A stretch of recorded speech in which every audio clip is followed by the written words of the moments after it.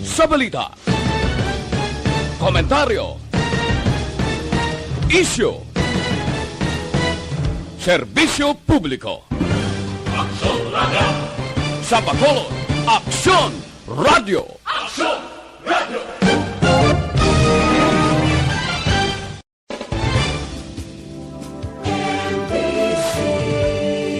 Manila Broadcasting Company. Sa balita, komentaryo, issue, serbisyo publiko. Aksyon Radio! Sa Bacolod, Aksyon Radio! Aksyon Radio!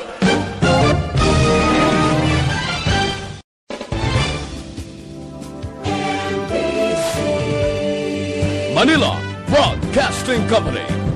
Sa balita, komentaryo, issue, serbisyo publiko. Aksyon Radio!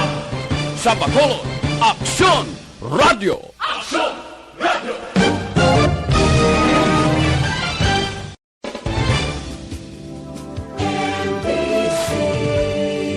Manila Broadcasting Company. Sa balita, komentaryo, issue, Aksyon Balita Morning Edition. Finalist Best Newscast 25th Golden Dove Awards.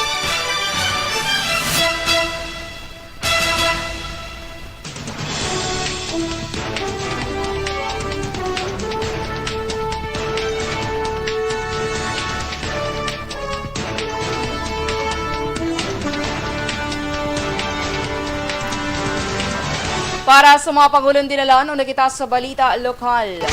Negatibo nga RT-PCR test result gina-require sa mga Bacolodnon nga magasulod sa Barangay Vito, siyudad sang Sagay. Madamo pa nga barangay sa Bacolod nagaproblema sa ilegal nga droga suno sa kapulisan. Balita national, masobra 13,000 ka health workers na bakunahan na sa COVID-19 vaccine. DOH ginkumpirma ang pagsaka sang kaso sang COVID-19 sa mga hospital na kaligad na semana. Balita international, final findings sa WHO sa COVID-19 sa China na tala na ipagwa sa publiko. Sa sports balita, third window sa FIBA qualifiers, posible nga sa Hunyo na pati gayonon.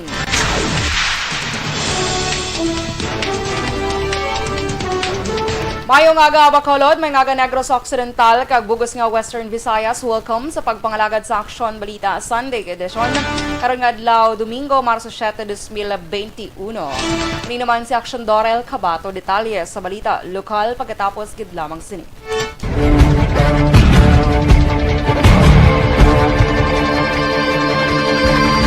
Welcome to the biggest gathering of radio stars in Negros Occidental.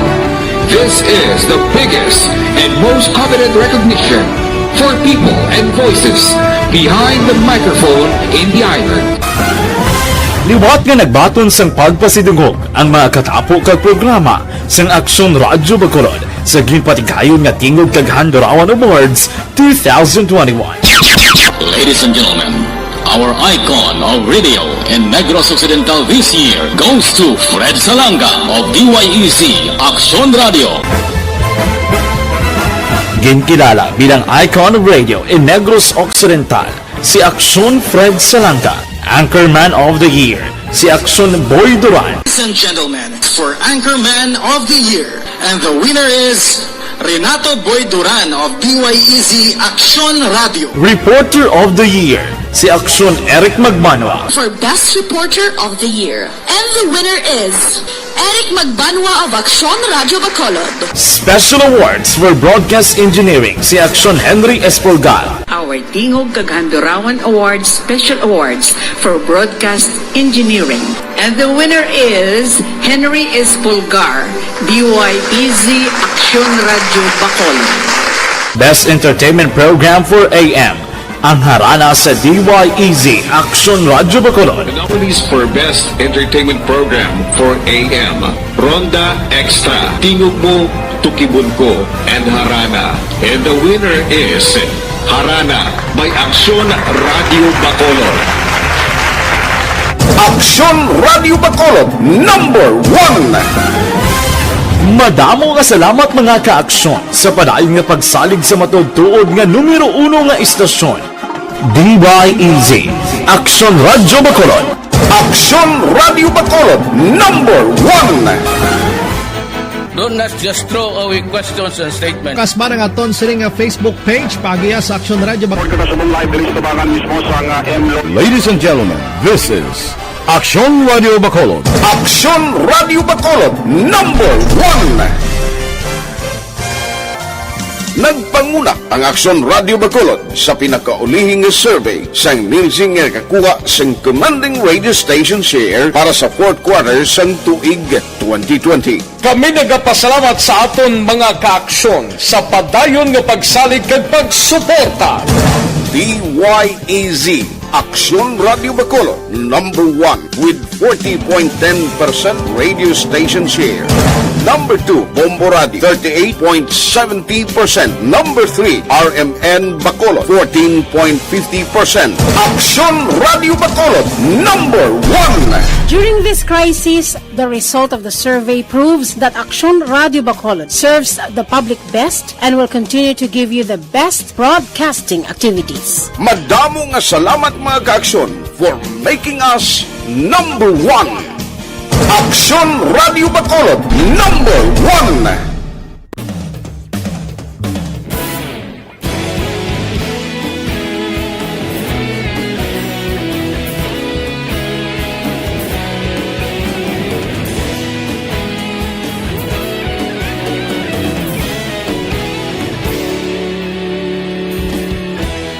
Agapasumbanwa, mabugnaw nga hangin nagadapyan na.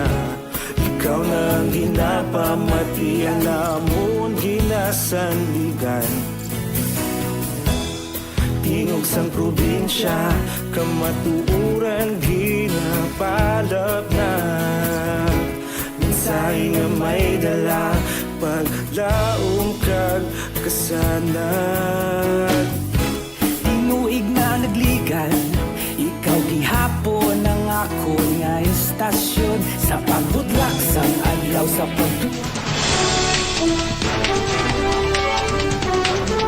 Last 6:09 Action Radio Philippine Standard Time. Pabalik sa Aksyon Balita Sunday Edition. Detalye sa balita lokal.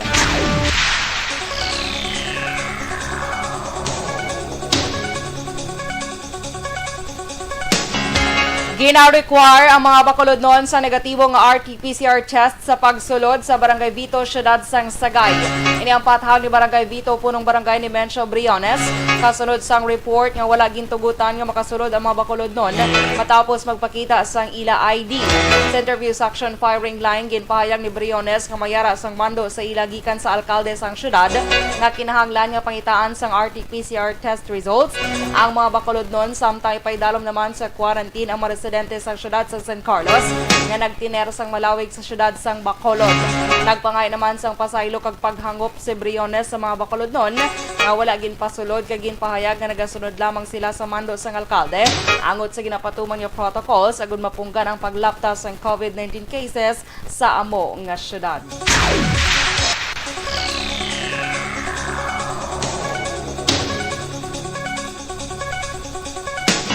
Padayon pa ang pagpangita sang kapulisan sa duha ka mga children in conflict with the law o kon CICL nga nakapalagyo sa Social Development Center o kon SDC nagligad nga Miyerkules sang gabi. Sura ka Police Major Jory Puerto ang hepe sa Police Station A nagapadayon pa ang monitoring sa otoridad sa posibleng ginpanaguan sa mga nakapalagyo. Ang duha ka CICL ang nag-edad 18 anyos ang nakapalagyo pagi sa main gate sang SDC sang nagbakal sa Tiangge ang Poso Guard nga nagabantay sa among lugar. Dugang pa ni Puerto ang City Intelligence Unit ang mga nagapanguna sa monitoring. Samtang nagabulig naman ang Police Station 8. Ginklaro ni Puerto nga minor de edad ang mga nagpalagyo sang ini ang nadakpan kaya nagapatubang sang dakong kaso. Ginpahayag naman ni DSSD Head Pasita Tero, hugot ang seguridad na ginapatuman sa SDC pero nakakuha sang kayganan ang duha ka CICL agud magpalagyo kag nagalaom nga hindi na ini masulit pa.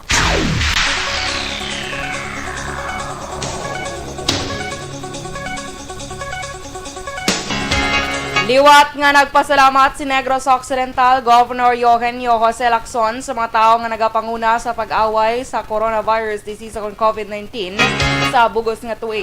Gintumon di Lacson ang mga frontliners, managers kag sa mga ginatagan sa trabaho samtang nagapakig-away sa mga virus. Suno pa sa gobernador karon sini isa naman sa kapaghangkat ang pagpatigayan sa vaccine sa publiko. Ini ang ginpalayag ni Lacson sa ginpatigayan nga meeting upod ang mga individual sa diin ginhambalan ang pagpanghanda sa palabuton nga vaccine simulation sa Banwa sang Bursa sa maabot nga Marso 12, 2021.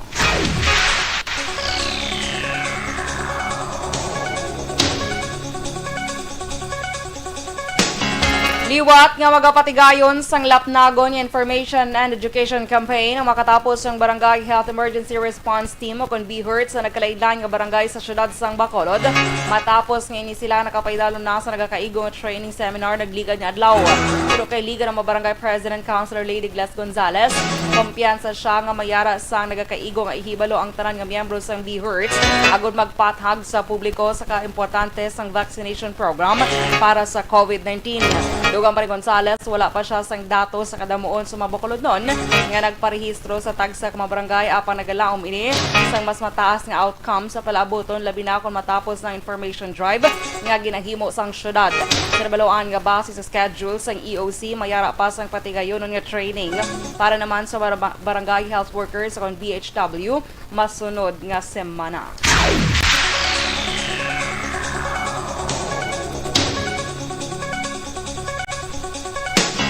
Sa dugang nga balita lokal, ginlansar kahapon niya adlaw Sabado ang sang pila ka mga member consumers owners ang Movement for Seneco Ownership o MCO para kampanya ang iparehistro sa Cooperative Development Authority o CDA ang Seneco. Ang Seneco sa karon yara sa idalom sa National Electrification Administration o NEA. Pero Attorney Cesar Biloria Jr. ang chair sa movement, madamo sang beneficial sa tion niya ang Seneco.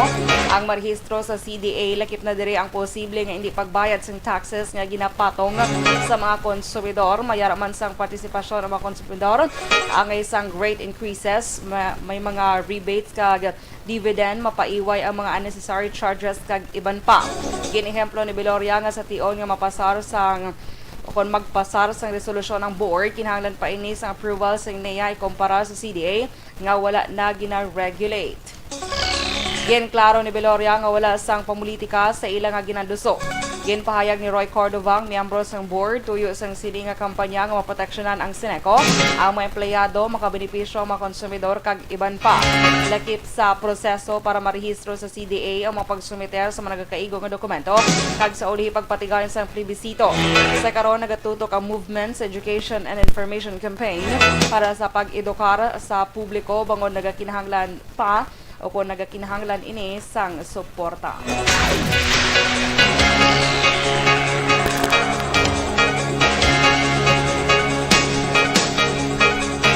Kag sa katapusan nga balita lokal, ginako ni Police Captain Paul Vincent Pendon, ang head sang Bacolod City Police Office City Drug Enforcement Unit o CDEU, madamo pa nga barangay sa syudad sang Bacolod ang problema sa illegal nga droga.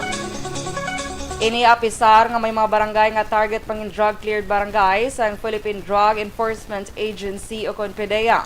Silo kay Pendon, nakabaton sila sa report nga may pila ka barangay official nga panago kag sekretong involvado sa drug operation. Sa karon gina-validate kag gina-monitor ni Pendon ang among report kag may mga nakuha silang ebidensya nga posible sila ang masulod nga target sang CDEU. Pagluwas ni may mga impormasyon man nga nagasulod sa ilang opisina nga mayara man sa empleyado sa gobyerno nga nagagamit sang ginadilian nga droga. Nagpasalamat naman si Pendon sa mga barangay official kag pumuloyo sa padayon nga suporta sa ilang kampanya kontra droga paagi sa impormasyon nga ila ginahatag nga nagaresulta sa positibo nga drug operation.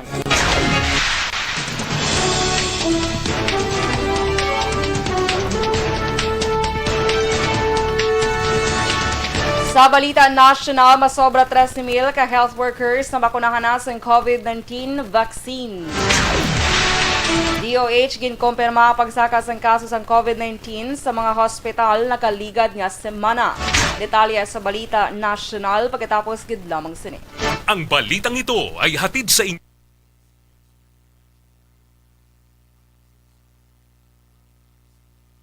Bakit kailangang magpabakuna? Bakit nga ba vaccination? Ang pandemyang ito ay kumuha ng maraming buhay at patuloy pa nitong nilalagay sa peligro ang buhay ng lahat. Okay, good morning mga ka-aksyon. Happy Sunday everyone. Kamusta mga ka-aksyon? By the way, sinagaupod sa atong subong nga aga kay Rodlyn Alvarez Bayabado. Good morning, Gid. Kay nice, kay Agustin Monteza ka susol, nice ko no. Okay, kay kumparing Bia Jonathan, good morning. Alex Monteza, good morning man, happy Sunday. Alexandra Flores, good morning Aksyon Radio Bacolod from Magalion. Ate, sige Kay Smoker numero 8, good morning sa imo. Kay Maninoy, Michael June P. Season, good morning. Samay siya to Elise Paranaque. Have a blessed Sunday. Sa Tanang Energy Fans Club, ginagreet niya man. Season Palma family dress sa Purok Brotherhood Sumag. Tia Kim Iriman, good morning sa imo. Kay Jade Libre Montehar, good morning man. Cora Joven, good morning. Kayo di Torta de la Peña Barbecue, mayong aga sa imo. Kaya Lola Turing, Tita Lourdes, mayong aga man sa inyo. Halin kayo di Torta. It's so funny. Kay Donato Abuan, good morning. Pwede ba kami makauwi ng Karabalan? Watching from Cavite. Pwede, Gid. Basta may mga requirements lang. I think ang Antonio Province, so i-check nyo lang. Glenn Santa Ana, good morning man. Kay Felinora Oliveros, dra sa may Barangay Robles, La Castellana. Sunday nga adlaw, ay ba kalain. Kay Piwi Ana Lucas, congrats Aksyon Radio. Kung ano man nga gina-congrats sa amon, thank you so much. Kay Mase or Mace Toga, go. Good morning. Okay, sige, standby for Balita National. Sunday edition sa Aksyon!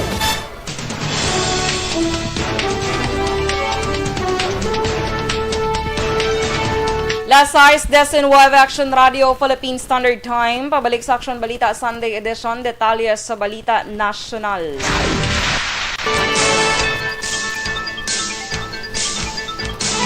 Ginkumpirma ng Department of Health ang pagsaka sa kadamuon sa COVID-19 patients sa hospital sa nakaligad nga semana. Sa laging handa public briefing, ginkumpirma ni DOH Undersecretary Maria Rosario Verriere ang report.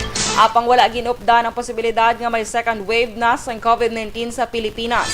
Ginklaro man ni Verriere nga wala sang koneksyon o kung kang tanan sa pagsaka sa kaso sa COVID-19 ng vaccination rollout nga ginpatigayon sang local government units.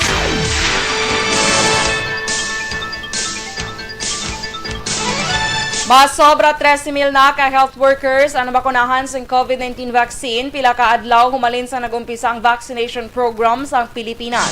Suno kay Health Undersecretary Maria Rosario Verriere, tubtub lasay sa hapon Biyernes may 13,639 ka mga health workers ang natagan sang bakuna sa 39 ka vaccination sites. Ginasaligan naman ni Verriere nga magasaka pa ang kadamuon sang health workers nga mabakunahan subong nga nag-abot na ang AstraZeneca vaccine. Samtang sa 61 naman sa maging bakunahan na naka-eksperyensya sang adverse effects.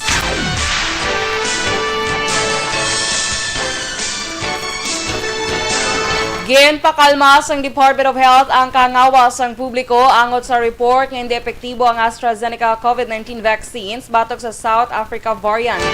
Suno kay Health Undersecretary Maria Rosario Verriere, ginpasiguro mismo sa World Health Organization nga epektibo ang AstraZeneca sa nagkalain-lain nga lugar sa paglapta sa South Africa coronavirus variant. Dugang pa ni Verriere, kinahanglan mahangpan sang publiko nga ang mga nagaistorya sa negatibong efficacy sang AstraZeneca nagabase lamang sa isa ka pagtuon sa diin magamay lamang nga populasyon ang kalakip diri.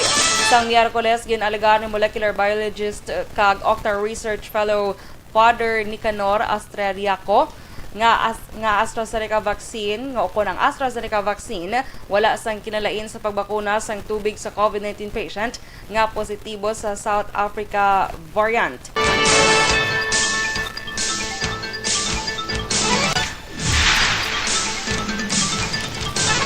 Ginanunsyo ni Vaccine Czar Secretary Carlito Galvez Jr. nga mag-aabot subong nga adlaw Marso 7 ang nabilin nga 38,400 ka doses ang AstraZeneca COVID-19 vaccine. Suro kay Galvez ginapaabot nga mga alas 7 sang gabi mag-aabot ang bakuna. Huwebes sang gabi sa nag-abot ang unang nga shipment sang bakuna kag ining ginlakipan sang 487,200 ka doses. Sa nabaloan nagpromisa ang World Health Organization-led COVAX facility nga magahatag sang 525,600 doses sang AstraZeneca vaccine.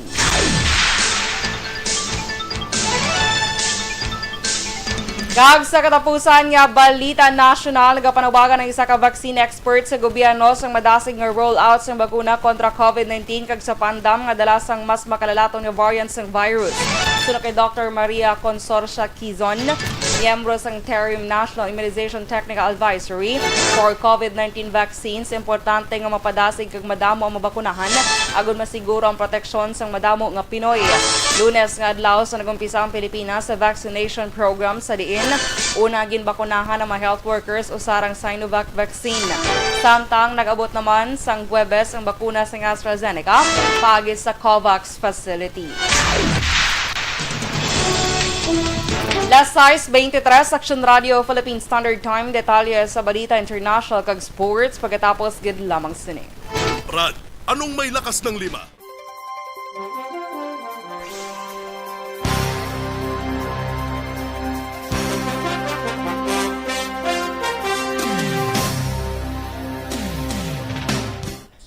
Okay, so good morning Liwat kay kayo di torta. Thank you, Ged. Sige, salamat. Advance happy birthday ko no kay Tita Jean. Tita Jean niya, ni iyo di torta. God bless. Donna Navarte Macario, good morning man. Kay Justino or Justino Hontiveros II, good morning. Guillermo Clarito, Aksyon Dorel, good morning. Upod lang ko din sa imo programa, samta nagaprepara sang palamahawon. Happy Sunday sa imo, kag sa tribo ko sa Barangay Gibong, Pontevedra. Okay, salamat. Ninita Calamba Figueroa, maayong aga. Milagros Morales, good morning man. Kay Maceto Fago, okay. Elboy Hisona, good morning. From Tintin Hisona sa Barangay Linawan. Linawan, correct? Angelo Anlap, good morning man. Miss Cory Vidaha, good morning. Miss Homa Lumena, mayong aga. Kay Marilo Kahilig, good morning man. Happy Sunday. Yes. Kag sa taran nga nagasaulog sa ina birthday, subong nga adlaw. Mga nagasaulog sang anniversary, happy anniversary mga ka-aksyon. Kaway pa nga ma-enjoy yung inyong mga celebrations subong nga adlaw. JR Pilayo, good morning. Standby for Balita International kag Sports.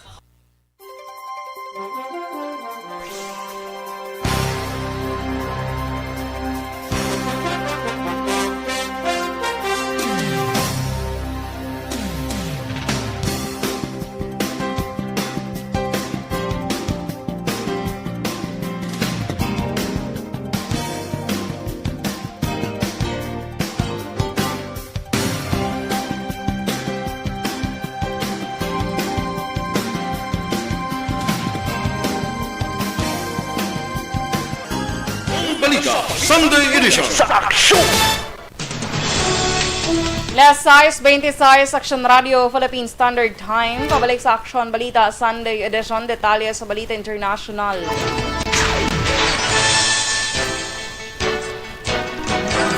Natala na may pagwa sa publiko sa World Health Organization at WHO ang international investigation nila sa ginhalinan sa COVID-19 pandemic nga una na-detect sa China. Suro kay WHO Director General Tedros Adhanom Ghebreyesus nga sa original nga plano ipagwa ini sa duha ka bahin apang nagdesisyon sila nga ipagwa na lamang nga dungan. Dugang pa sa WHO Director nga nagadali naman siya nga makita ang nasambit nga report. Suno padre posible sa Marso 15 pagwa ang nasambit nga report.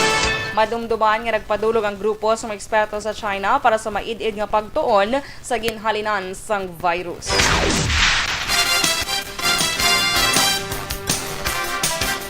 Kag sa sports balita, nagapati ang Samahang Basketball ng Pilipinas sa SBP nga posible sa Hunyo na madayon ang third window sa FIBA Asia Cup qualifiers na ginpaiway sa tunagligad nga bulan. Sa isa ka interview, ginpahayag ni SBP Executive Director Sunny Barrios nga sa karon ng tentative schedule sa kompetisyon sa Hulyo o kun Hunyo 14 tubto 20. Kung madumduman, 2 ka beses na nga wala na dayon ang torneo matapos mapuwersa ang Pilipinas kag Qatar nga mag-atras sa pag-host sang qualifiers bangod sa travel restrictions tugas sang COVID-19 pandemic.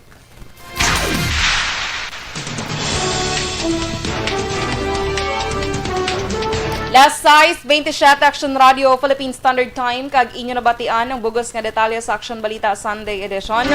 Karon nga daw Domingo, Marso 7, 2021. Good morning man kay Melvin Piñafiel. Christine Menyes Villalobos, good morning sa imo. Have a blessed Sunday. Kay Frank De Lavin, good morning. From Barangay 1. Okay. Taga-Ilak, Barangay 1. Sige, salamat mga ka-aksyon. Kag happy birthday liwat sa tanan nga may birthday and anniversaries. Okay, keep safe. God bless us all mga ka-aksyon. Ini naman si Aksyon Dorel Cabato. Una sa balita na sa Aksyon. Sa Bacolod, Aksyon Radio.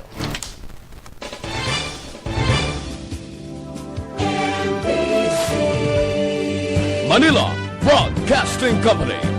Sa balita, komentaryo, issue, serbisyo publiko. Aksyon Radio. Sa Bacolod, Aksyon Radio. Aksyon!